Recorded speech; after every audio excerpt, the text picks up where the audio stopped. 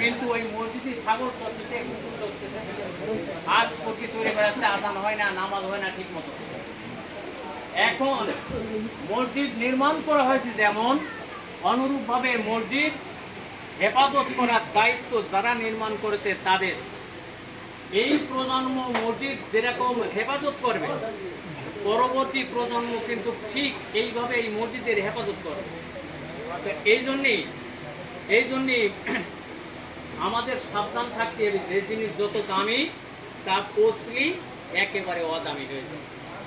তা আমরা যে উদ্যোগে, যে আবেগে, যে অনুভূতি, যে কাঙ্ক্ষিত মনোভাব নিয়ে আমরা আজকে এই মসজিদে হাজির হয়েছি, এই মনোভাব, এই কাঙ্ক্ষিত চিন্তা চেতনা নিয়েই যেন আগামী দিন পর্যন্ত এই মসজিদের হেফাজত এবং নামাজ এইভাবেই আদায় করতে পারি। এজন্যে এই বিষয়ে আমরা জানি আমাদের সকলের জন্য একটা গর্ব যে আমাদের একজন হাজী সাহেব আমাদের মাঝখানে আছেন। উনি যেহেতু আল্লাহ বলেছেন, যারা আমার ঘরকে তওয়াফ করে তারা আমার মেহমান, তো তাদেরকে সাথে করে, ওনাকে সাথে করে নিয়ে আজকে আমরা ইনশাল্লাহ দোয়া করতে পারবো। তা উনি আজকে আমাদেরকে এই মসজিদ সম্পর্কিত কিছু উপদেশমূলক কথা আমাদেরকে শোনাবেন, এরপরেই আমরা ইনশাল্লাহ নামাজের দিকে এগোব।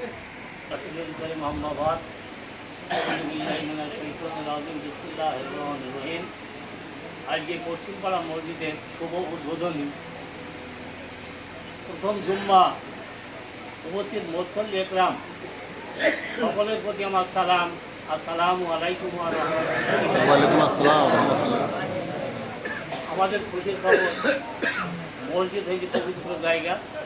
এই মসজিদে আমরা ধর্ম অবলম্বন করার জন্য, ধর্মকে পালন করার জন্য মসজিদ হয়েছে মুসলমানদের পবিত্র ধর্মীয় প্রতিষ্ঠান। এই মসজিদকে বলা হয় মুসলমানদের ধর্মীয় প্রতিষ্ঠান। এই ধর্মীয় প্রতিষ্ঠান আল্লাহ পাকেরই অশেষ রহমত ছিল, যার জন্যে এই মসজিদ আজকে সব উদ্বোধন হচ্ছে।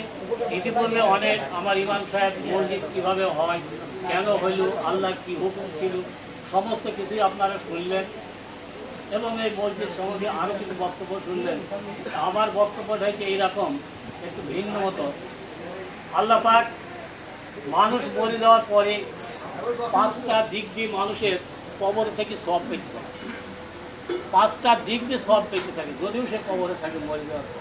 সেটা হয়েছে কি, যে ব্যক্তিবর্গ, কোনো ব্যক্তিবর্গ জীবদত্ত অবস্থায় যদি একটা মসজিদ বানিয়ে থেকে যায়, এই মসজিদ রোজ কিয়ামত পর্যন্ত থাকবে, আর রোজ কিয়ামত পর্যন্ত এই মসজিদে মানুষ নামাজ পড়বে এবং দোয়া করতে থাকবে।